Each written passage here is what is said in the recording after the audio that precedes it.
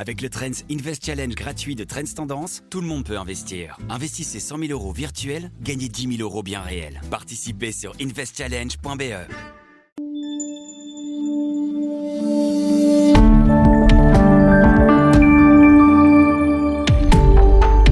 Le plus grand transfert de richesse de l'histoire est en cours. À l'échelle mondiale, des milliards de dollars vont changer de main d'ici 2045. Un montant colossal que les baby-boomers vont transmettre aux générations suivantes. En Belgique, le phénomène est massif. Les ménages belges sont parmi les plus fortunés au monde. Un patrimoine immobilier et financier considérable. On en parle avec Vincent Garit, associé chez le Family Office Pareto. Vincent, bonjour. Bonjour Frédéric. Bonjour, alors quand on parle de ce grand transfert de capital, de quoi parle-t-on en Belgique ?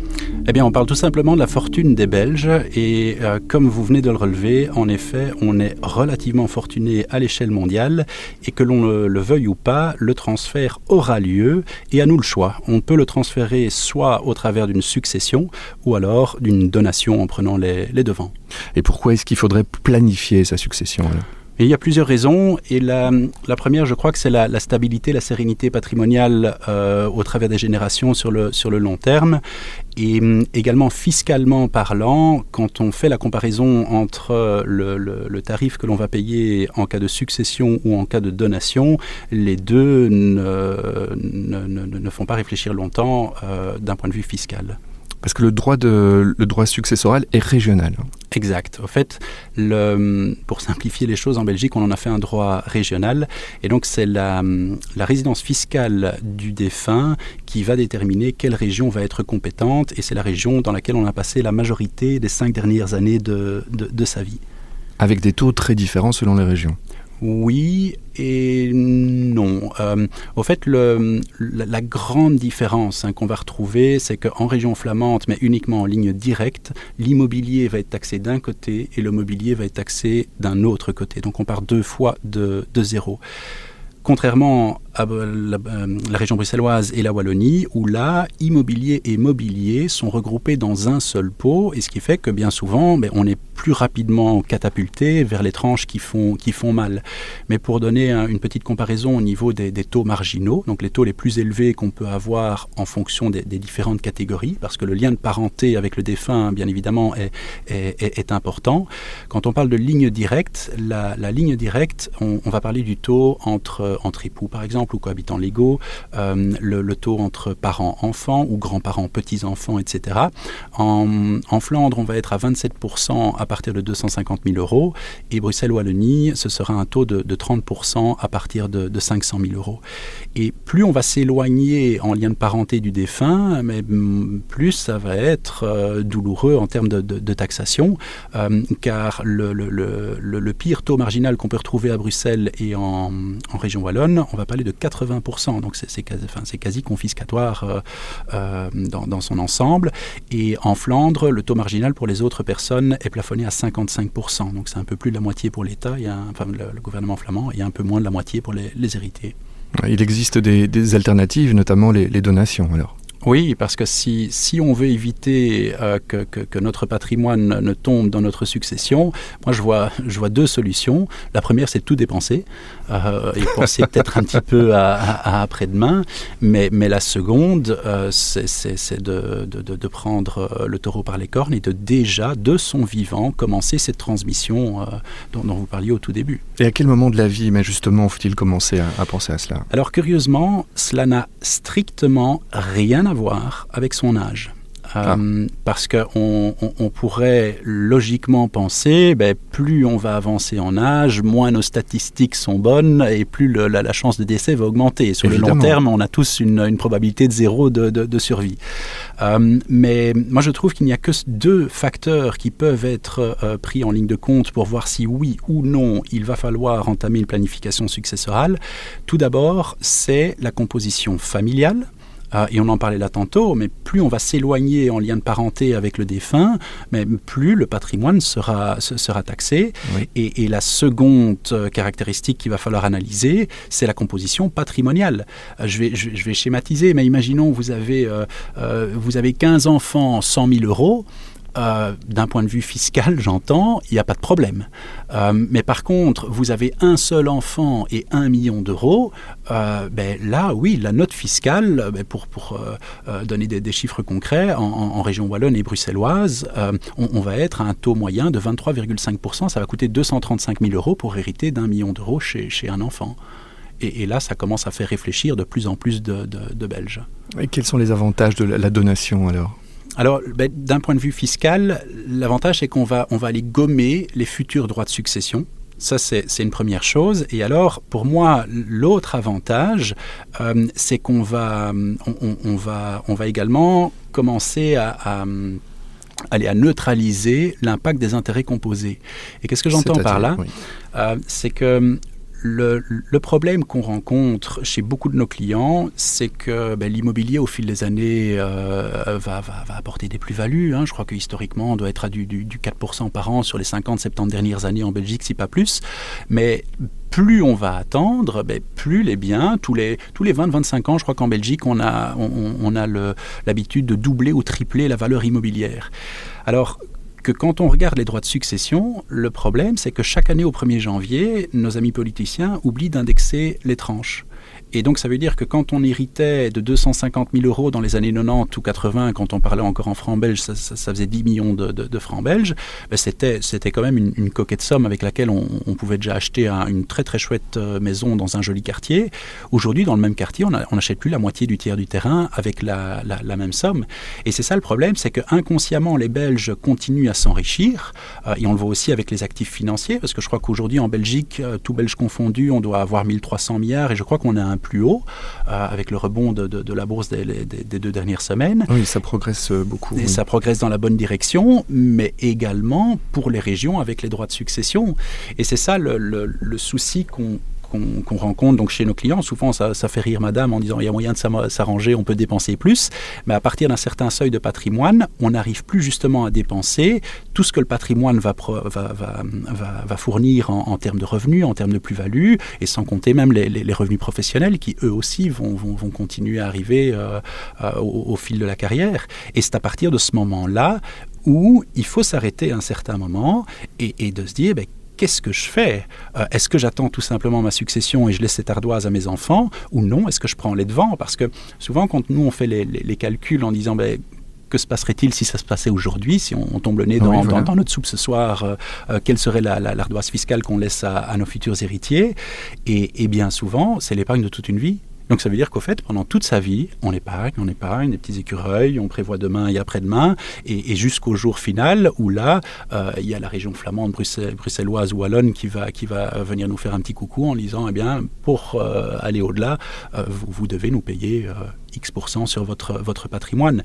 Et donc moi, ce qui me dérange fondamentalement dans les droits de succession, c'est 2 choses. La première, je l'ai expliqué, c'est que plus on va attendre, plus notre patrimoine sera important, alors que les tranches des droits de succession ne sont pas indexées. Oui. Et la seconde chose, c'est que avant d'aller laisser notre patrimoine dans la succession pour nos enfants, on a déjà payé un paquet d'impôts là-dessus.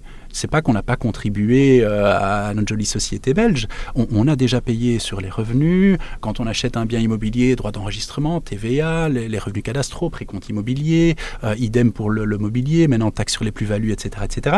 Et maintenant, une xème taxe qui va être demandée. Et je crois que de plus en plus, les Belges sont conscients qu'il faut prendre les devants et que c'est dommage de laisser ces sommes à mes clients, à leurs enfants. Parce que ce que je pose souvent comme question à mes clients, c'est de dire quelle est la somme que vous souhaiteriez ou que vous avez donnée à vos enfants pour les aider à les lancer dans la vie. Et je crois qu'en moyenne, un enfant belge reçoit, j'ai le chiffre de 36 000 euros en tête, entre 30 et 40 000 euros qu'il reçoit comme coup de pouce. Or, chez les personnes que je rencontre, au fait, ils laissent plus de droits de succession que le coup de pouce qu'on va donner à nos enfants pour les lancer dans la vie. Et je trouve ça illogique. Et dans de nombreux cas, les héritiers ne profitent pas du bien, ils doivent le revendre. En plus, souvent, oui, ça c'est vrai que de ce point de vue-là, en fait, le pire patrimoine qu'on puisse laisser tomber dans une succession ou même avoir pour entamer une planification successorale, c'est de dire tout dans les briques et rien sur les comptes. Parce que, et attention qu'il ne faut pas me faire dire ce que je n'ai pas dit, j'adore l'immobilier, hein, donc je suis un grand fan, mais l'immobilier, pour moi, a un gros problème, c'est qu'il est illiquide, ou en tout cas à court terme, on ne sait pas réaliser un immeuble pour avoir les sous le lendemain. Or, les droits de succession sont demandés dans les 6 mois.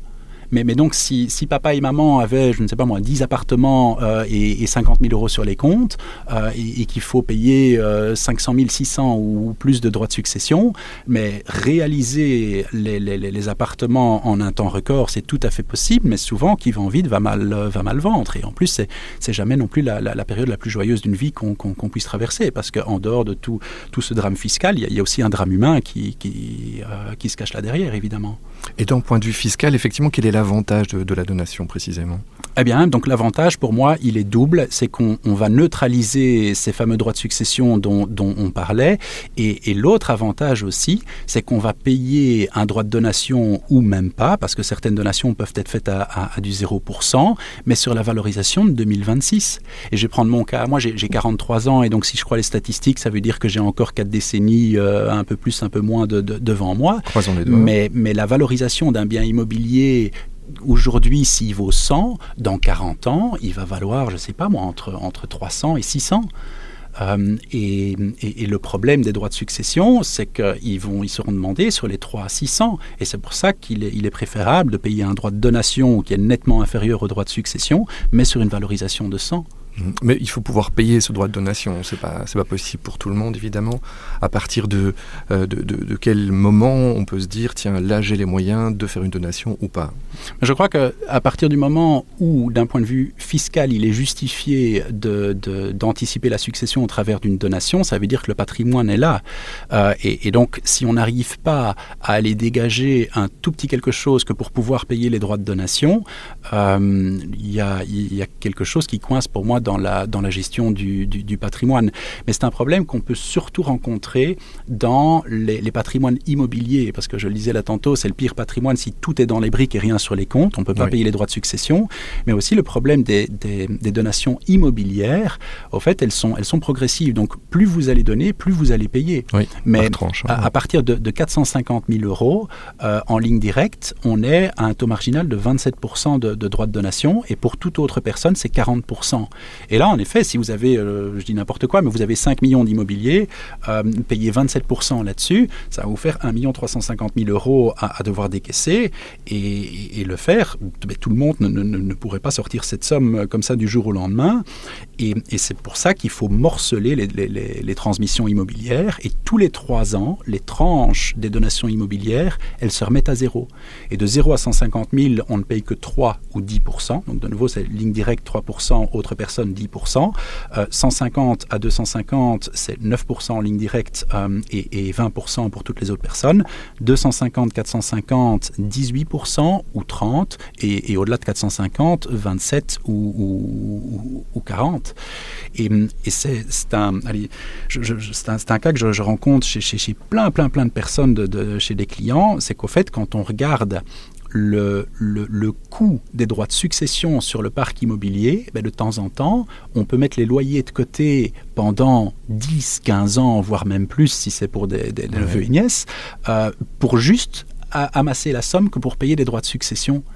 Et là, alors, je me pose la question, mais à quoi ça sert de courir derrière des locataires et de faire toute cette gestion immobilière si, in fine, le rendement net en poche, c'est zéro ou négatif ou un petit peu au-dessus de zéro. Et de nouveau, je ne dis pas qu'il ne faut pas avoir d'immobilier parce que c'est un très chouette investissement, il y a une plus-value, il y a une rentabilité locative qui est quand même relativement stable.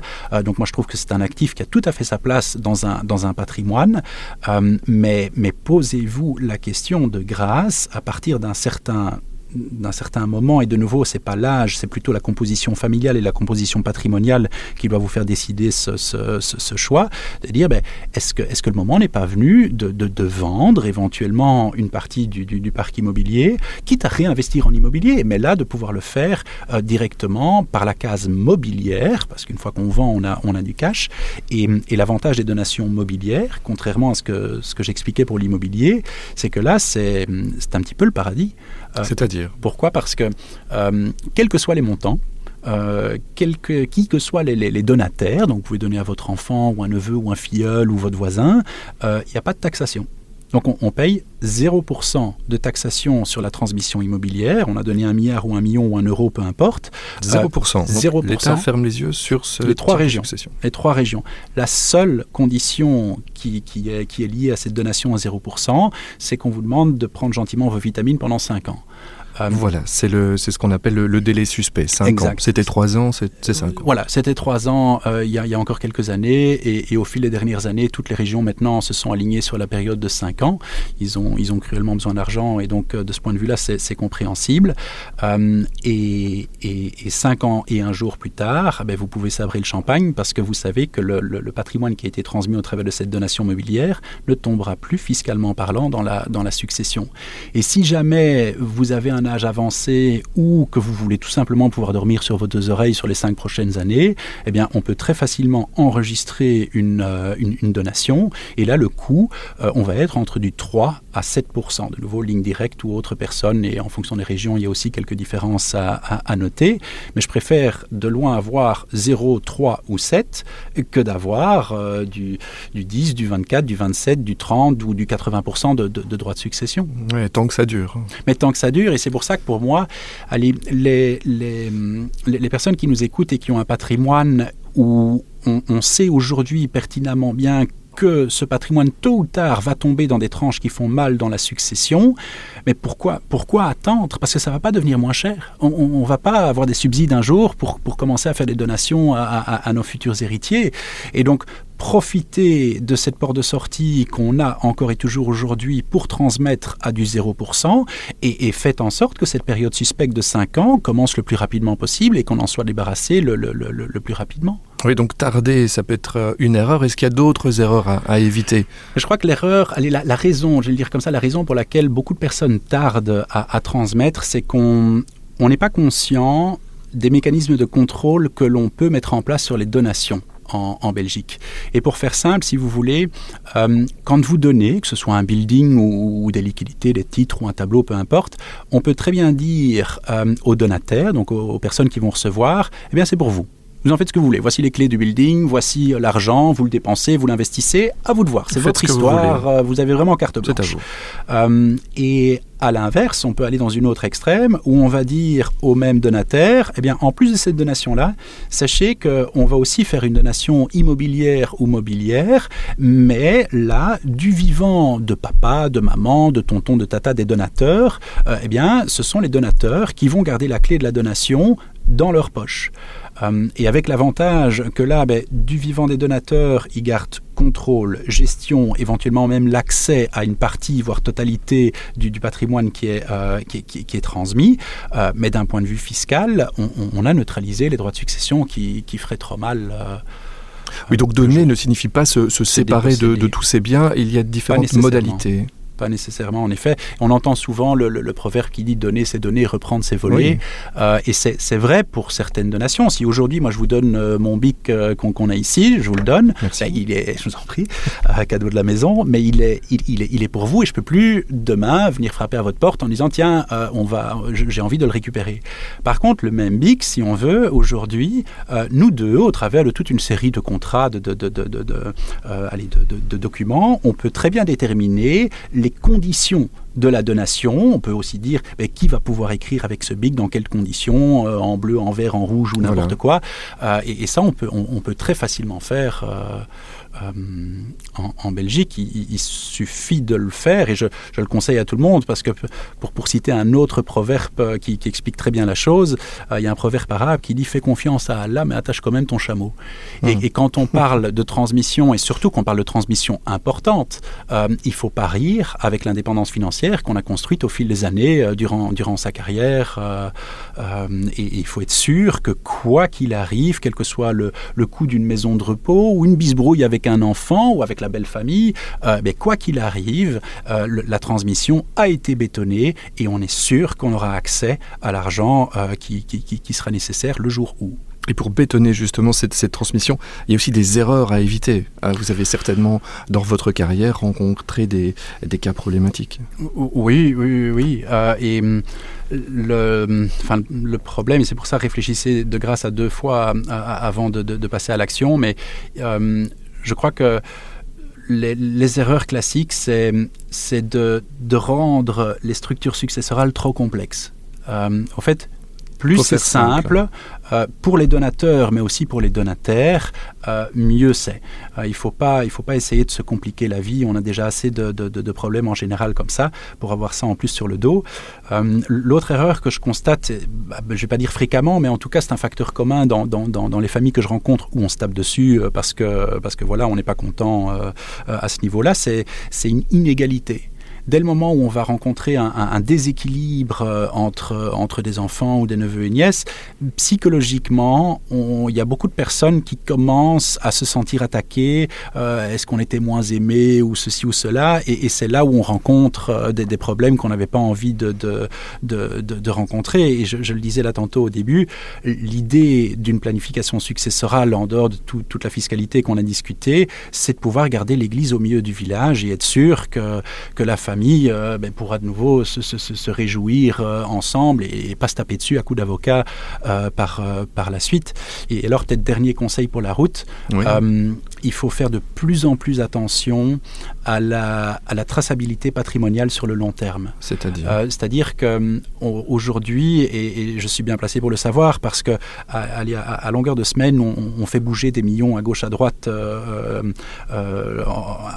entre les institutions financières, entre des parents et enfants ou d'autres personnes, mais de plus en plus, les institutions financières demandent des preuves d'origine de patrimoine. Il ne faut pas juste expliquer d'où ça vient, il faut pouvoir le prouver, document officiel à l'appui. Et donc, faites bien attention de conserver tous les gros mouvements patrimoniaux qui vont être réalisés, ou même ceux qui ont été réalisés les 5-10 dernières années. Regardez si vous arrivez encore à remettre le grappin sur les documents officiels pour éviter les problèmes à vos enfants. En fait, nos enfants, dans 10, 20, 30, 40 ans, doivent pouvoir prouver, voilà, l'argent que j'ai aujourd'hui là, ou le building que j'ai là, il a été acheté de telle façon, avec tel fonds qui provenait de là-bas. Oui, la situation se complexifie. C'est difficile de gérer tout ça tout seul aujourd'hui, j'ai l'impression. Oui, il faut être bien accompagné, on va le dire. Voilà. Mais voilà, Vincent, merci beaucoup pour ces commentaires. Ici se termine notre podcast. Et merci aux auditeurs. À bientôt pour un prochain épisode. À très bientôt. C'est tout pour aujourd'hui. Vous vous intéressez aussi à l'actualité boursière et au conseil des investisseurs. Alors retrouvez-nous également sur le canal Trends Bourse. À très bientôt, ici sur Trends Tendance et sur Trends Bourse.